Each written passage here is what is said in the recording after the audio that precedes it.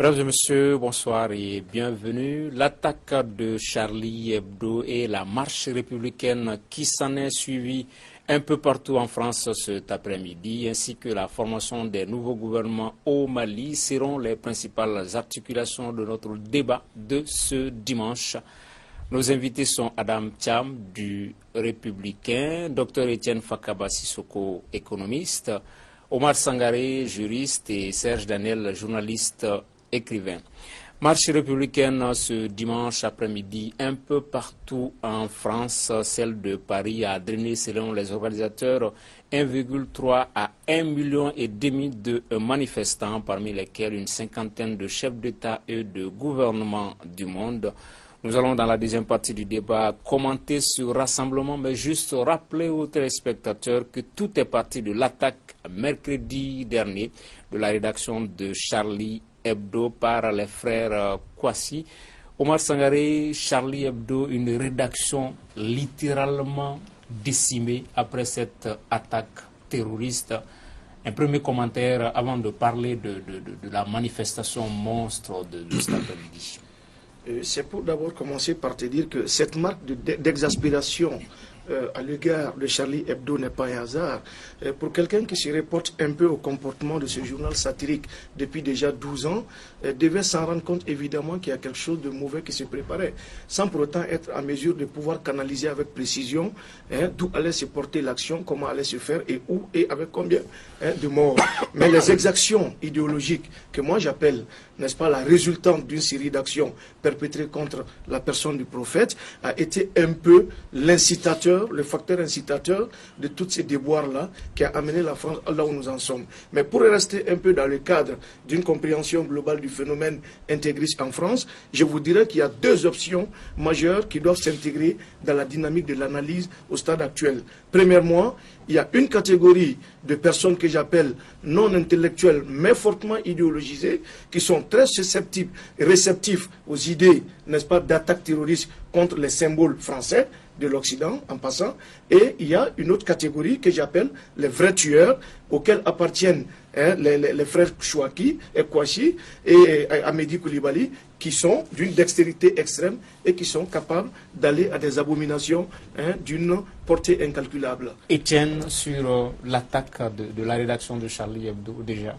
Alors, il faut déjà déplorer les morts, les gens qui ont été victimes de cette attaque. Mais cela dit, il fallait s'y attendre. Et aujourd'hui, ça pose la problématique de la question de la liberté d'expression. Jusqu'où on peut aller dans notre liberté d'expression. Et moi, je dis aujourd'hui que contrairement à la vague de mobilisation qui se prépare, moi, je dis que je ne suis pas aujourd'hui Charlie, je ne me reconnais pas en Charlie. Et c'est pourquoi je dis simplement qu'il faut traiter le problème autrement. Traiter le problème autrement, c'est de voir partout dans le monde où ces exactions ont été commises, quelle a été l'attitude des pays par rapport à cela. Nous venons tout juste, il n'y a même pas une semaine, de tomber sous le même problème en Ampala, également les attaques de Aguelok. Moi, je n'ai pas vu cette mobilisation qui a accompagné. Pourtant, les caractéristiques restent les mêmes, simplement parce qu'aujourd'hui, il y a une autre lecture que les Occidentaux se font de cette histoire, et nous avons l'impression que la vie d'un Africain est beaucoup moins importante que la vie d'un Français. Serge Daniel, moi, je ne partage pas du tout leur point de vue. Le policier musulman qui a été tué, il n'a jamais caricaturé le prophète. Donc, ce qu'il faut condamner, c'est un acte de barbarie. Aller tuer des journalistes, aller tuer des policiers. Le policier qui était là, le policier n'avait strictement rien à voir avec les caricatures. Moi, je n'aime pas beaucoup les caricatures. Lorsque le journal m'a caricaturé un jour, je me suis permis de dire, je n'aime pas ça. Mais ce sont des barbares. Fidèle comme caricature. Attends, je suis un bel homme, quand même. La caricature, c'était autre chose. Mais ce qu'il faut condamner, c'est cet acte-là. Prendre des fusils d'assaut, aller tuer systématiquement des gens. Le policier qui a été assassiné n'avait strictement rien à voir avec les caricatures. Donc je ne suis ni d'accord avec Etienne, ni d'accord avec vous, monsieur. Ce qu'ils ont fait, c'est un acte totalement condamnable. Et je trouve tout à fait normal que le monde entier se lève aujourd'hui pour dire non, nous ne sommes pas d'accord avec ça. Vous voyez tous ceux qui se sont condamnés, vous n'avez personne qui approuve ces genres de caricatures. Ils sont minimes, ils ne sont pas nombreux. Je ne suis pas d'accord qu'on caricature un prophète, je ne suis pas d'accord qu'on caricature Jésus-Christ. Ça, c'est ma conviction personnelle. Mais prendre des fusils d'assaut et aller froidement abattre des gens, je dis c'est impensable. C'est inacceptable et il faut condamner cela. C'est pour ça que moi, je salue cette marche-là, cette marche universelle, capitale. Paris est devenu, pour terminer, la capitale du monde aujourd'hui, pour dire non à cela. Non, parce que demain, ça peut se passer quelque part. Évidemment, là où je suis en partie d'accord, et j'aurais terminé avec Étienne, c'est que il ne faut pas que l'émotion soit seulement européenne, il ne faut pas que l'émotion soit seulement française, et que quand ça se passe au Mali, quand ça se passe ailleurs, il faut que de la même manière, la même fermeté pour tout le monde. Je laisse la parole parce que Adam est en train de me fusiller du regard. Okay, Adam, oui. Non, mais moi j'ai horreur d'être d'accord avec Serge, mais cette fois-ci, je dois dire que oui, je suis d'accord avec lui. Je trouve que ce qui s'est passé avec l'équipe de Charlie Hebdo ne doit pas être mise en relation avec ce qui s'est passé à Nampala. Nampala est le qualité d'un pays en guerre, d'un pays qui a chassé des djihadistes, qui savait très bien qu'une guerre symétrique allait s'installer et que asymétrique allait s'installer et que nos militaires pouvaient en être les victimes comme les vainqueurs un jour. Et dans le cas de Charlie Hebdo, c'est différent. Ce sont des gens qui ont fait les caricatures d'un prophète. Il est vrai que dans l'islam, on ne fait pas de représentation, soit par dessin, soit par photo, du prophète Mohammed, mais il semble que, du vivant du prophète, quelqu'un a essayé de le caricaturer. Il ne l'a pas tué, au contraire, il lui a offert un manteau. Je pense que le prophète Mohammed n'aurait jamais tiré sur Kabu, Wolinski et les autres. Et je pense que malgré la douleur et que représente le fait de voir les caricatures du prophète Mohammed, puisque la religion musulmane l'interdit, malgré le fait que certains journalistes responsables anglo-saxons n'ont pas voulu donner dans la provocation à la suite du journal danois ou Charlie Hebdo, je pense que les frères Chouaki qui ont tiré sur Charlie Hebdo, Amédi qui a tiré sur les clients d'un supermarché cachère n'avaient aucun droit de le faire. Ils le font au nom de quoi? Celui qui a donné le fatwa contre Charb de Charlie Hebdo en 2011, qu'est-ce qu'il représente? Et donc, si chacun a le droit de se saisir et pour rendre justice, dans quel type de monde serait-on? Omar Sangaré, ensuite Etienne. Je pense qu'aujourd'hui, l'analyse qui s'impose sur ce plateau devrait s'articuler autour de la relation de symétrie dans le principe de compréhension des phénomènes mondiaux. Moi, je me dis, la nouvelle typologie des relations internationales n'a rien à voir aujourd'hui avec la géostratégie militaire seulement. Il y a une question de cohabitation des valeurs civilisationnelles, culturelles et religieuses. Ce que moi j'en viens à dire comme conclusion par rapport à cette lisibilité, c'est que l'Occident a de tout temps adopter ce qu'on appelle la stratégie de la pensée réductrice. C'est que le chrétien, il le pose en croisé, et l'islam, il le pose en terroriste. Donc sortons de cette vision étriquée pour entrer dans une certaine compréhension par rapport au maillage civilisationnel, ne serait-ce que par rapport au respect des identités remarquables. Et pour en finir sur Charlie pour en finir, moi je pense que la liberté d'expression, lorsque ça s'évoque sans tenir compte des écarts de respect par rapport à la confession religieuse d'une entité donnée, d'une communauté donnée, ça ne peut mener que là où ça nous a mené. Et évidemment, pour en terminer par ceci, moi je pense que aujourd'hui la France... Est-ce que vous justifiez l'attaque? Non, je ne justifie pas. Moi je suis démocrate, je suis républicain et je ne suis pas dans des abominations pareilles. Mais là où je ne serais pas d'accord aussi avec Cheikh Daniel...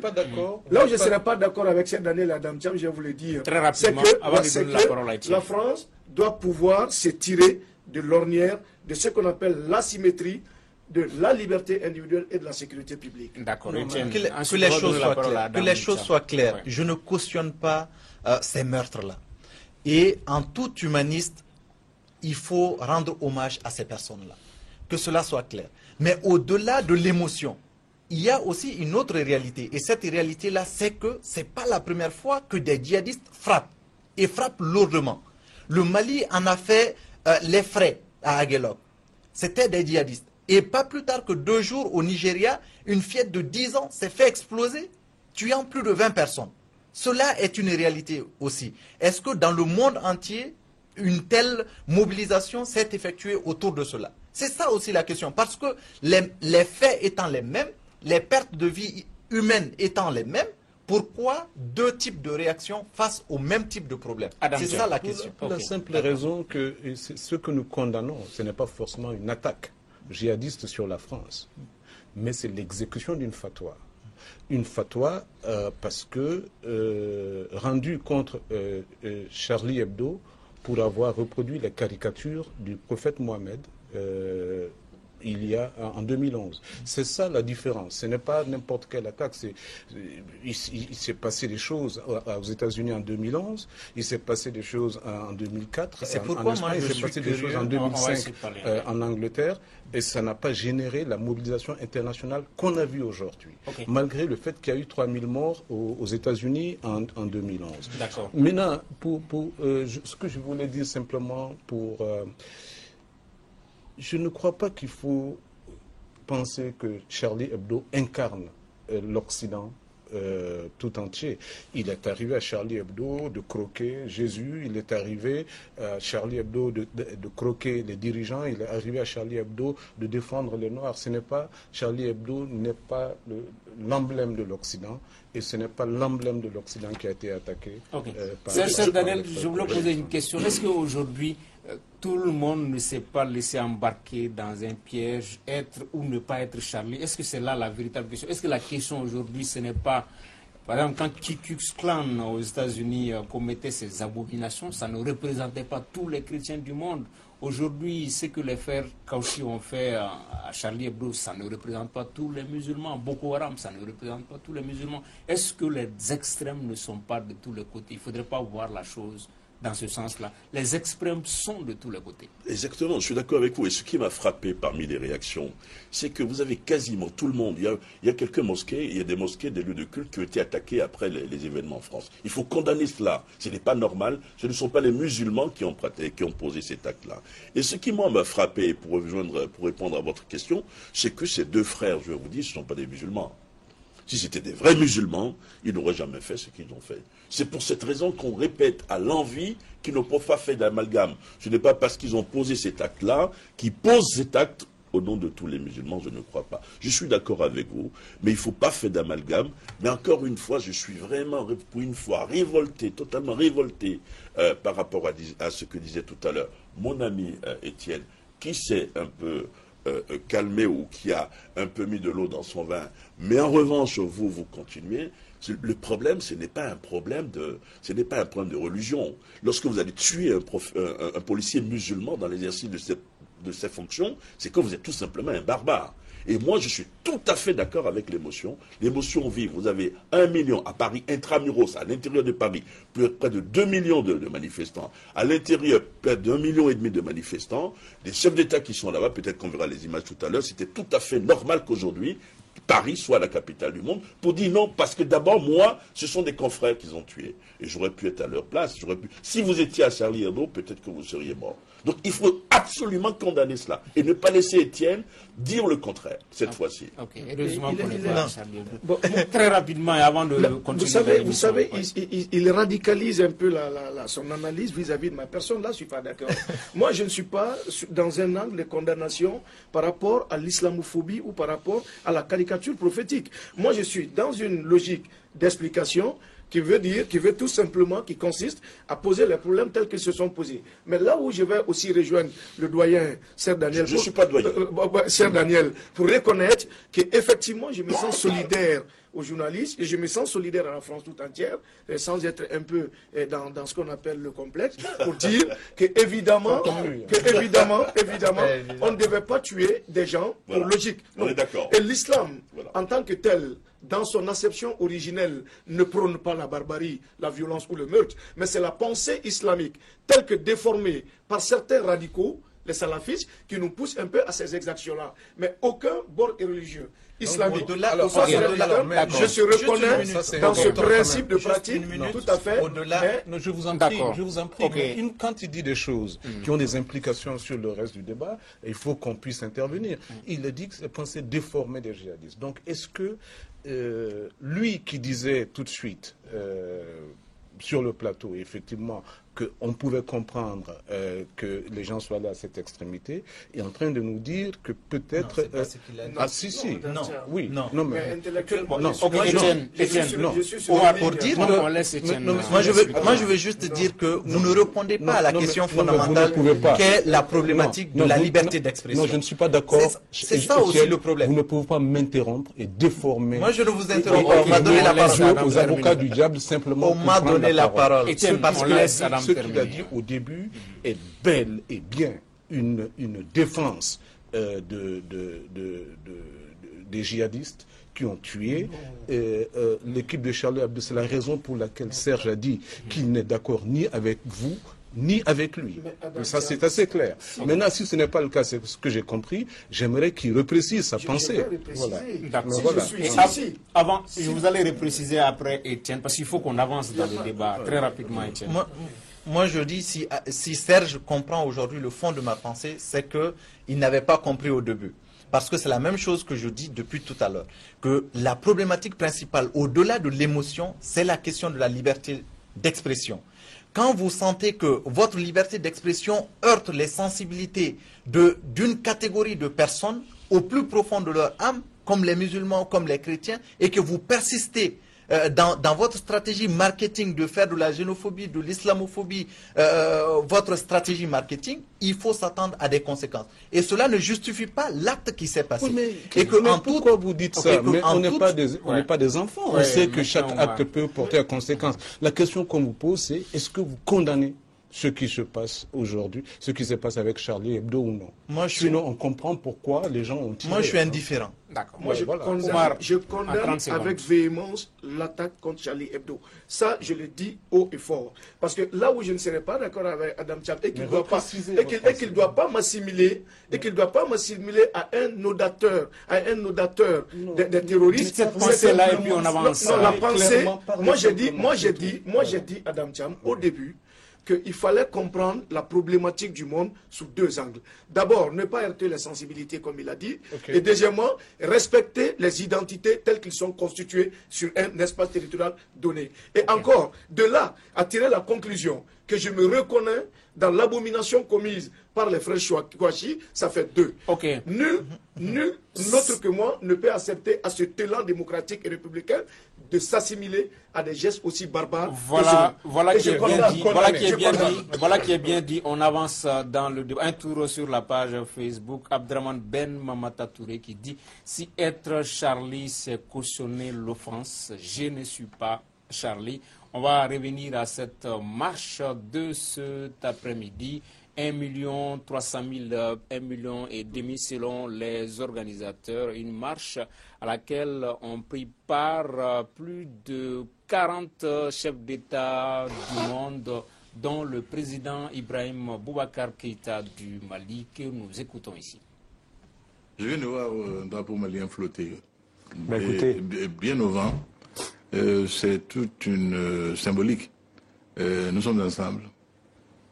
Et ensemble, le peuple, à l'unisson des autres peuples du monde, rejette fondamentalement toutes ces contre-valeurs. Et nous avons dit aujourd'hui que nous ayons été conviés à une telle manifestation est également un signe très fort d'amitié entre nos deux pays, entre nos deux peuples, et de solidarité. Et vrai, nous avons été ensemble à Kona, au Mali, pour libérer le Mali. Nous sommes ici aujourd'hui ensemble pour signifier devant le monde entier notre commune volonté de refus de l'ignoble, de l'indicible. Et cette image de nous-mêmes et de François Hollande, aux côtés de Mme Merkel, de Netanyahou et du président du Conseil européen, et tout cela sont des signaux.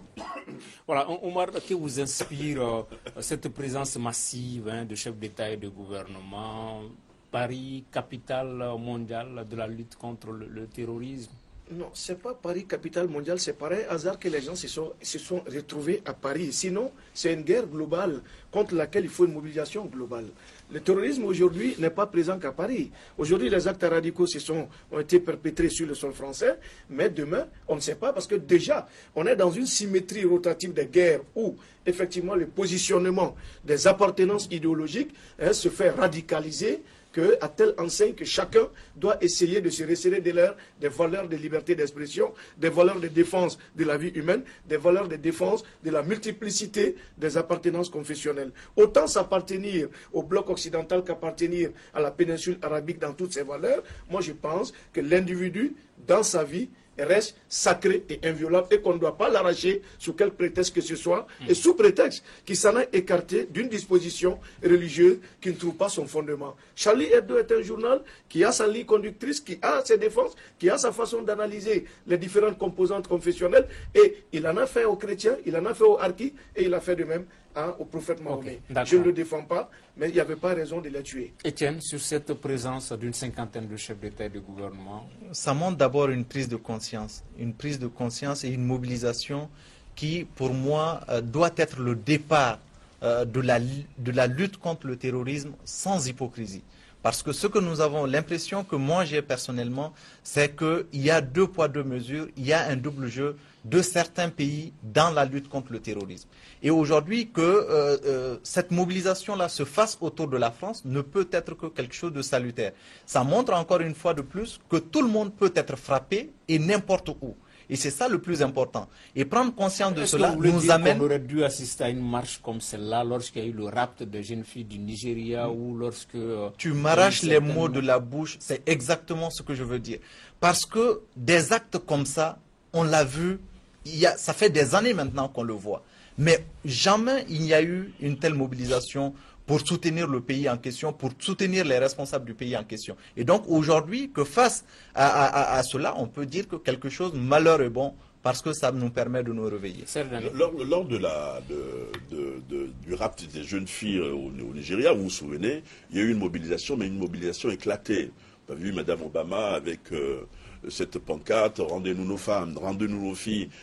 Mais ici, il y a vraiment de l'émotion. Moi, je voulais analyser les images. Le président de la République est à côté de Hollande, à la droite de Hollande, parce qu'aujourd'hui, quand même, ça fait 2 ans, jour pour jour, qu'il y a eu l'opération Serval. Personne ne l'a relevé, même Adam Thiam, qui est quand même... Je n'avais pas la parole, malheureusement. Mais tout à l'heure, c'était important que tout ce soit là. Je pense qu'il n'y a pas de polémique à faire là-dessus. C'est vrai, il faut le répéter, quand ça arrive dans d'autres pays, il faut la même solidarité physique, mais vous ne voyez pas le président Merkel débarquer au Mali pour une marche, etc. Eux, ils sont d'abord européens. Nous restons d'abord africains. Pourquoi? Laissez-moi en placer une, parce que quand vous parlez, je me tais, et quand je parle, vous vous taisez. Pourquoi, par exemple, les Africains ne feraient pas la même chose? Organisons nous-mêmes nos marches. On n'empêche à aucun chef d'État, par exemple, de participer à une marche au Mali ou ailleurs. Les Européens s'organisent, il appartient aux Africains de s'organiser aussi. On va dire le message donc aux présidents, aux chefs d'État africains qui ont participé à la marche de cet après-midi. Adam Thiam. C'est-à-dire Paris est une étape dans la lutte contre le terrorisme. Moi, je ne suis pas d'accord avec Étienne. Eugène. C'est pas nouveau. Non, je ne suis pas d'accord, parce qu'il y a eu des attaques à Londres, on n'a pas eu une telle mobilisation. En Espagne, on n'a pas eu une telle mobilisation. C'est que ce qui s'est passé à Paris, c'est quand même le meurtre de sang-froid, de la liberté. Et c'est contre ça que le monde s'est mobilisé.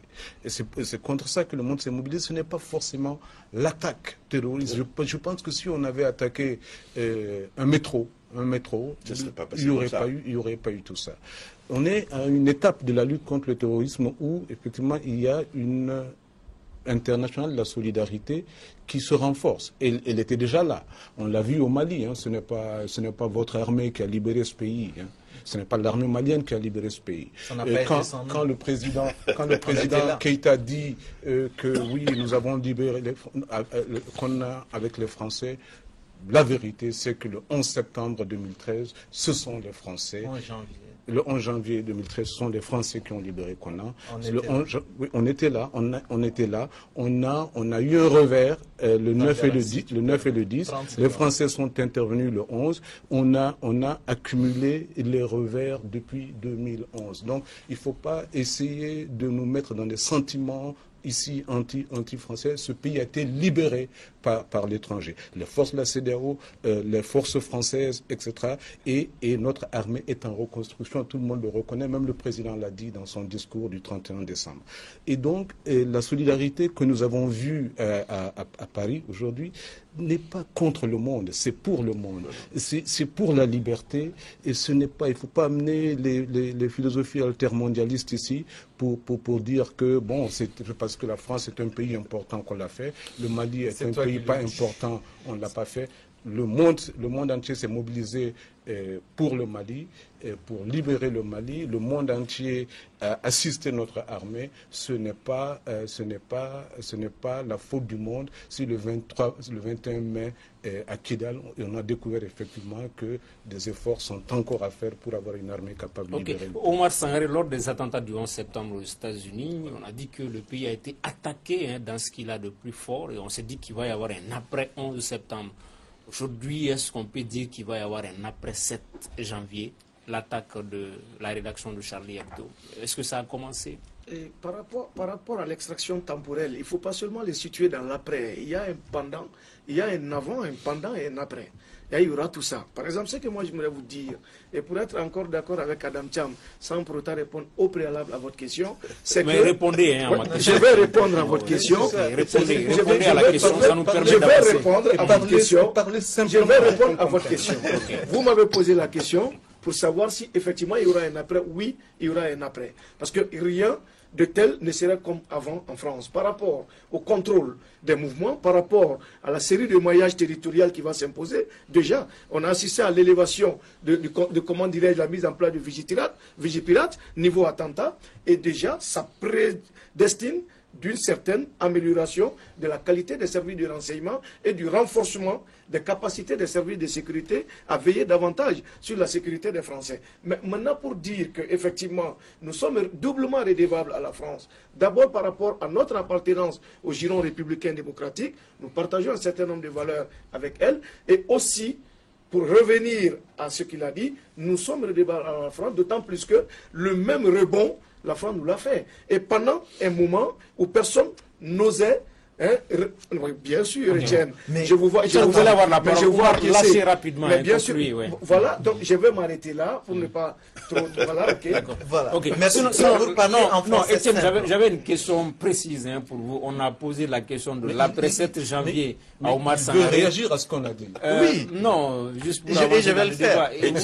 Et vous, voilà, ce sera la question. L'avant 7 janvier, est-ce qu'en France, si on avait développé, cultivé le vivre ensemble, les frères Kouachi, par exemple, c'est des récalés, c'est des gens qui n'ont pas pu aller au collège tout. En France, si on insiste sur ce point-là, on pouvait éviter l'attaque contre la rédaction de Charlie Hebdo. Le vivre ensemble. Le vivre ensemble est important. Mais c'est que si vous comprenez que, vous allez comprendre si je refuse, par exemple, de répondre à cette question parce que ce que la France vit actuellement m'importe peu au regard de ce que les Maliens sont en train de vivre et ce que l'Afrique entière est en train de vivre. Pour preuve, ça vous importe peu, mais c'est le thème. Oui, je comprends. Et ce que je vais dire est en rapport également avec le thème. Parce que quand on nous dit qu'on est redevable de la France, je dis oui, nous venons de libérer 4 terroristes. Nous avons libéré d'autres terroristes avant. Toujours dans la même dynamique de redevabilité vis-à-vis de la France. Combien de temps nous allons continuer avec cela? Il faut un moment qu'on arrête de nous dire que nous sommes redevables de la France. La France n'a pas sauvé le Mali, n'est pas venue intervenir le Mali pour les beaux yeux du Mali. Il y a des intérêts économiques derrière, ça il faut le dire. Il y a également la stabilité du monde entier qui en dépend. Et chacun des pays qui entourent le Mali aujourd'hui ont intérêt à ce que le Mali retrouve la sécurité. C'est pour ça également que la France est intervenue. Donc on n'essaye pas de nous dire chaque fois que nous devons être redevables. Et nous sommes justement, pour terminer la question, nous sommes en train de nous organiser justement pour accueillir le président de la République et lui exiger d'aller rendre visite également à Nampala, d'aller rendre visite à Djoura et de faire en sorte que ces gens-là ne soient pas morts aussi pour rien. que la même mobilisation se fasse autour de la rédaction de Charlie pouvait être évitée si on avait cultivé à l'école ces notions de vivre ensemble, que les religions soient en harmonie. C'est un débat aujourd'hui, cela, en France. C'est vraiment un débat, parce que le problème, par exemple, si vous prenez un parti politique comme le Front National en France, lorsqu'on parle des musulmans, lorsqu'on les accuse de ce qu'ils ne font pas, lorsqu'on en fait un thème politique, ça crée quand même un problème. Et là où je suis d'accord avec vous, c'est que c'est par l'éducation qu'il faut régler ces problèmes-là. Aujourd'hui, vous savez que pour les jeunes, par exemple, désœuvrés, les jeunes qui ne vont pas à l'école, les marginaux, ils n'ont plus besoin d'aller être formés dans un camp d'Al-Qaïda au Maghreb islamique, au Yémen ou dans le nord du Mali. Ils s'auto-radicalisent tout seuls. C'est-à-dire, ils sont marginaux, ils ne sont pas acceptés dans la société, ils se voient rejetés. Qu'est-ce qu'ils font? Ils ont Internet. Donc, ils s'auto-radicalisent sur Internet, ils peuvent fabriquer des bombes, etc. Et je suis d'accord avec vous, par l'éducation, on peut faire évoluer les choses. Ok. Oui, Adam. Non, mais on ne va pas terminer ça sans réagir à un truc. La question, c'est est-ce que l'éducation résolvait le problème? Oui, l'éducation est importante. Mais on a vu que la nation la plus cultivée au monde en 1939 a déclenché une guerre. On a vu que la nation la plus cultivée au monde a tué 6 millions de juifs de manière extrêmement sophistiquée.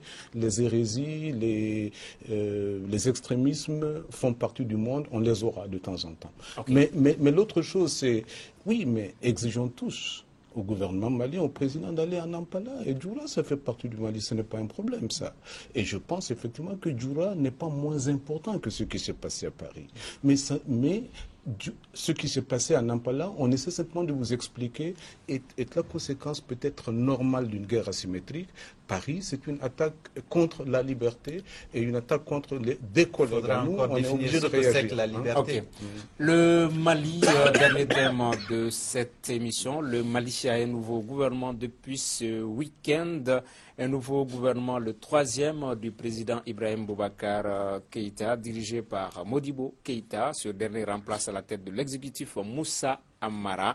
La passation de service entre les chefs de gouvernement entrant et sortant a eu lieu vendredi après-midi à la primature. Nous écoutons ici Moussa Amara, le Premier ministre sortant. Ce sont ces mêmes états de service, cette même exemplarité, cette disponibilité qui vous a valu la confiance du chef de l'État, son Excellence Ibrahim Boubacar Keïta, pour conduire l'action gouvernementale en cette période particulièrement compliquée de notre histoire. Je vous sais homme de conviction, homme de talent, homme de rigueur, homme de modestie, pour être certain que vous allez conduire l'action gouvernementale à bon port et permettre au chef de l'État de pouvoir mettre en œuvre son programme ambitieux. Aujourd'hui, vous arrivez à la tête de l'État en ce moment où des perspectives claires sont annoncées par rapport à la croissance, par rapport aux infrastructures, par rapport à cette seconde partie du projet présidentiel, et je n'ai pas de doute que vous serez à hauteur de souhait pour conduire l'action gouvernementale vers de bons ports. J'ai eu à vous le dire en plusieurs occasions, vous pouvez compter sur ma modeste personne. J'ai eu aussi à le dire à plusieurs occasions, nous n'avons pas besoin d'être Premier ministre, ministre, directeur, pour travailler au service de nos compatriotes. Donc là où je serai, vous pouvez compter sur moi, jour et nuit, pour apporter tout ce que je peux, afin que vous réussissiez. Parce que votre réussite est la réussite de notre pays. La réussite du président est la réussite de notre pays. Aucun patriote digne de ce nom ne peut souhaiter l'échec du président Ibrahim Boubacar Keïta ou votre échec.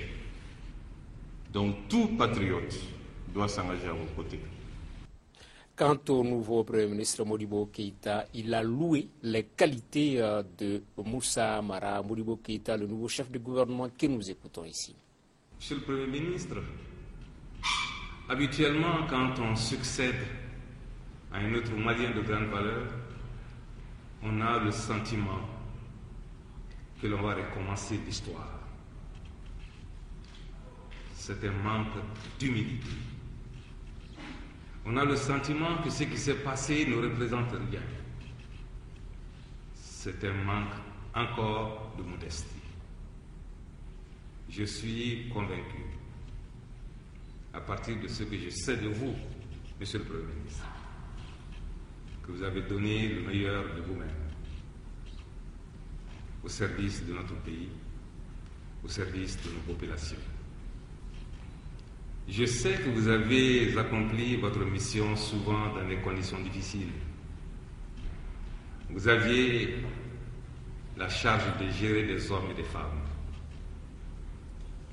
Vous aviez la charge de conduire à bon port les projets qui sont de nature à améliorer les conditions de vie de nos populations.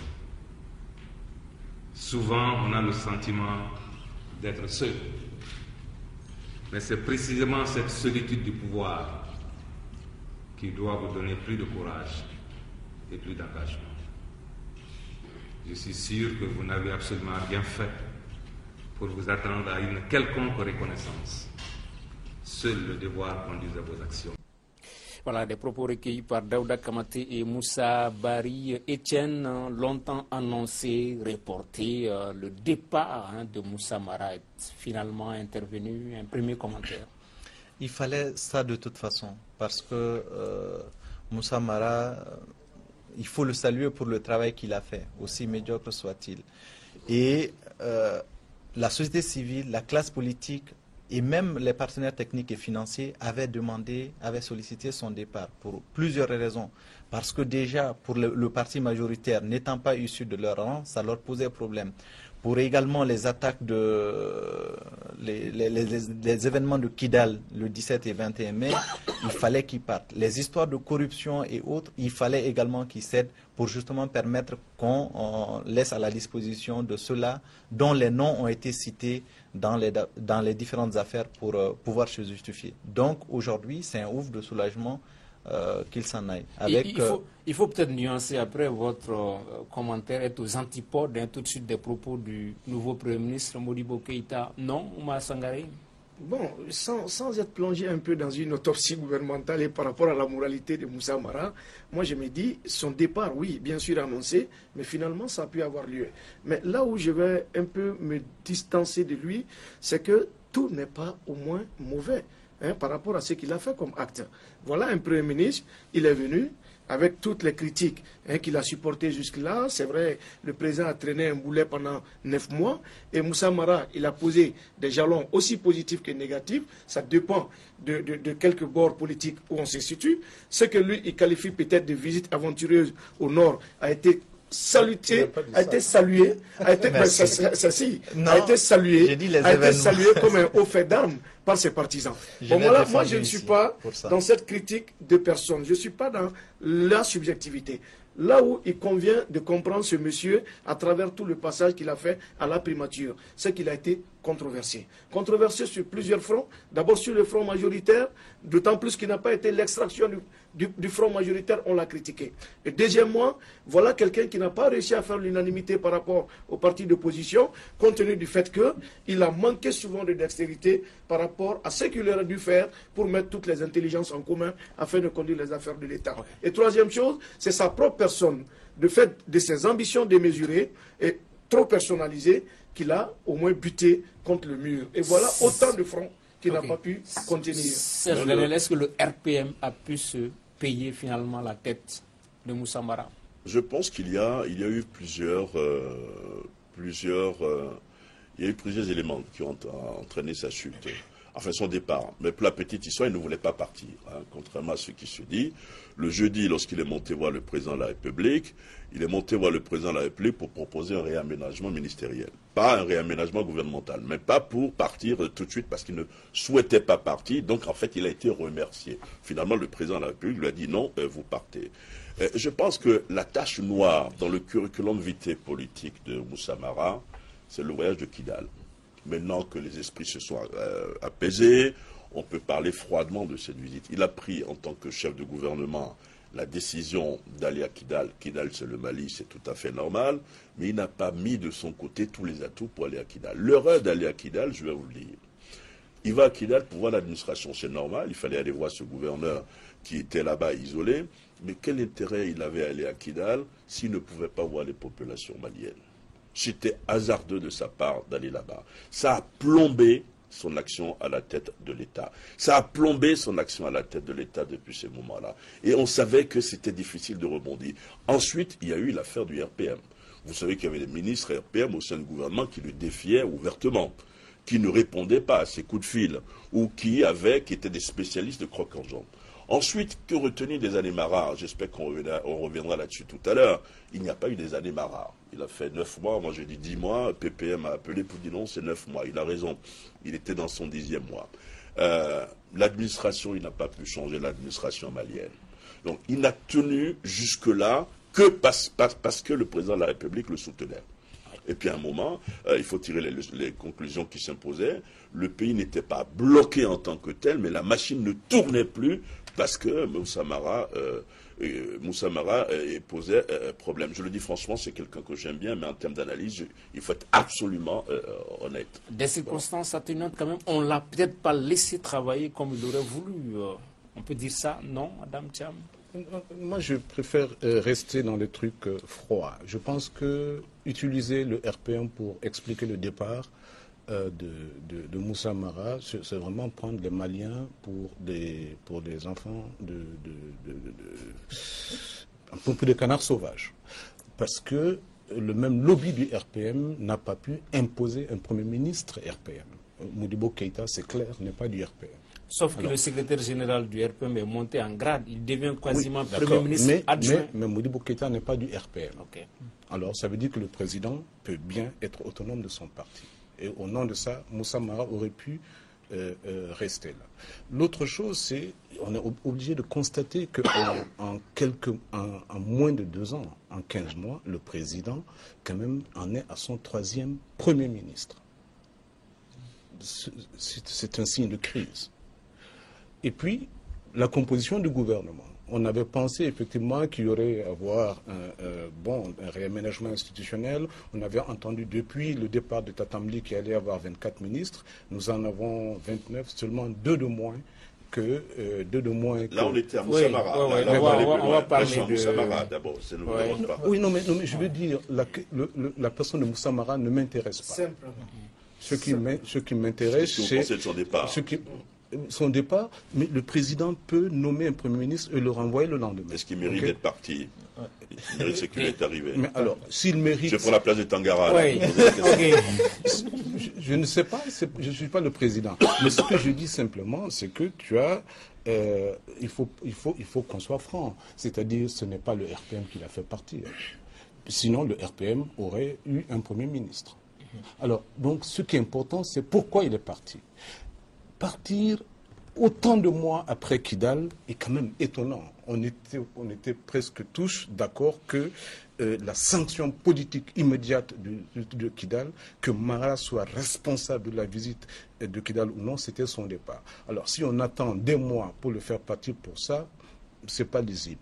Maintenant, ce qui est important, c'est qu'il faut que le président puisse contrer effectivement ce qui se dit dans le pays, à savoir que Moussa Mara est parti à cause de sa détermination à tirer au clair l'histoire des audits.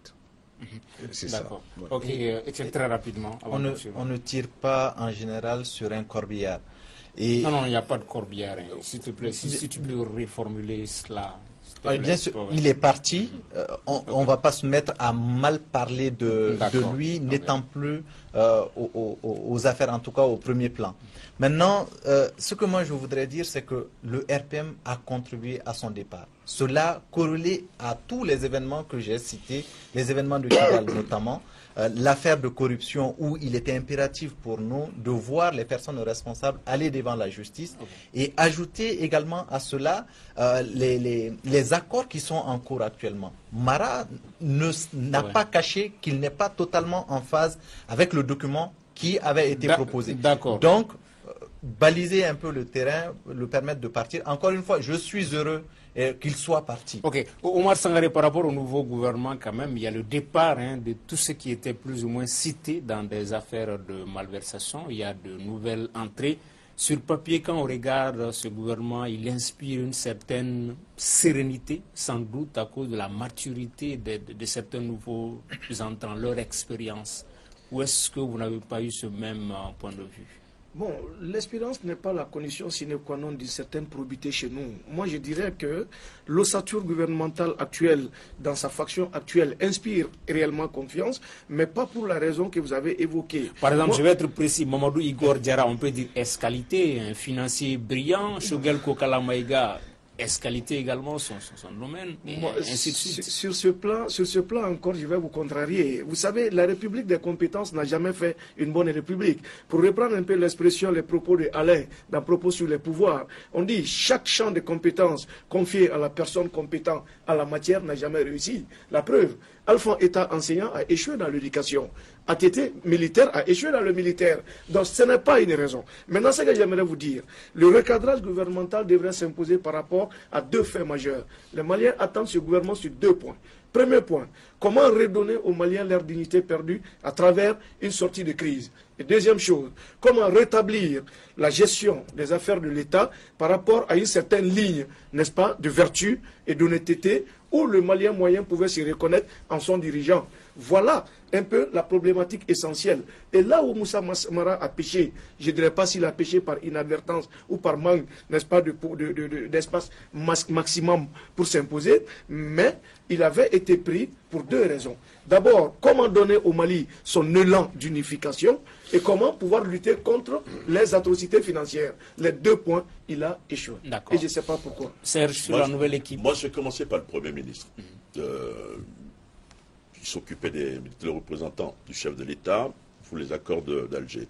C'est un homme d'expérience. Mais là, c'est une rupture, une nouvelle rupture. Parce que si vous prenez, depuis Moussa Traoré, très rapidement, ici, pour le fonctionnement de l'exécutif, on avait constaté que le Premier ministre était toujours plus âgé que le président de la République. Le professeur Dambélé était plus âgé que Moussa Traoré. Ensuite, vous avez Younousi avec Alpha Oumar Konaré. Après Younousi, nous avons eu le professeur Ablaye Sekousso, vous vous souvenez. Et après Ablaye Sekousso, il y a eu Ibeka lui-même qui était plus âgé. Et après, vous avez eu Mandé Sidibé. Après Mandé Sidibé, vous avez eu le même Modibo Keïta qui est là aujourd'hui. Modibo Keïta, j'en ai terminé. Vous avez eu Agamani, après Agamani, on a eu Pinochet, après Pinochet... Mais quelle est la doctrine? Oui, mais laissez-moi aller jusqu'au bout, je vais vous expliquer. Après Pinochet, vous avez eu Modibo Sidibé, mais là, c'était une exception, il était moins âgé que... Pinochet, lui, c'est Ousmane Issoufou. Oui, voilà, exactement, il faut le dire. Je veux dire que la doctrine est la suivante, et ça a manqué à Moussa Mara. Lorsque vous avez le président de la République est moins âgé que le Premier ministre, nous sommes dans un pays où on a du respect pour les aînés. Donc c'est le jeune frère qui est le président de la République. Le grand frère est le Premier ministre. Mais le Premier ministre plus âgé, c'est que le moins âgé est le président de la République. Il y a une forme de respect entre eux. Il n'y a pas de conflit comme il y a eu des conflits entre Moussa Mara et le président de la République à un moment. Ensuite, la deuxième observation que je voulais faire, vous avez parlé d'Igor. Dans ce gouvernement, vous avez des gens sans coloration politique qui arrivent. Mamadou Igor Diarra, le nouveau ministre des Finances et de l'économie, qui sera comme un poisson dans l'eau, là où il est. Vous avez Tchénman Koulibaly. Il y a chez le président de la République, à mon avis, cette volonté toujours de faire la promotion de la jeunesse. Tchénman Koulibaly qui va avoir très rapidement de l'expérience, mais cela veut dire que s'il revient, ça veut dire aussi que la succession de Boubé Maïga a été difficile. Mais ce que je regrette dans ce gouvernement, c'est que la parité homme-femme n'est pas du tout respectée. Nous avons 3 femmes sur 29 ministres. Et ça, c'est dommage. Oui, Adam Cham.